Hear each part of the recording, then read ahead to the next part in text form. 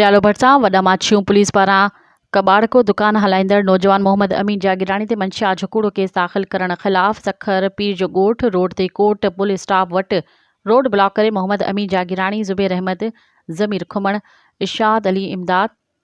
जागिराणी ऐं ॿियनि जी अॻवानी में एहतजाजी मुज़ाहिरो करे धरणो हंयो वियो। इन मौक़े ते एहतजाज कंदड़नि जो चवणो हो त वॾा माछियूं पुलिस एहलकारनि शेर अली शाह, हिदायतुल्ला मंगी, काइमुद्दीन घल्लो, आसिफ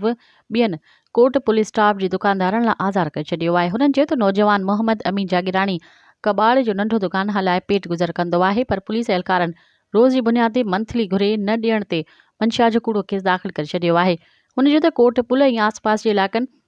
पुलिस सरपरस्ती में सरेआम मंशिया जा अॾा हलनि था, जिन खां लखे रुपयनि मंथली वरिती पई वञे, पर असां मिसकिन खे हक़ हलाल जी पूरी करण में बि परेशान कयो पियो वञे।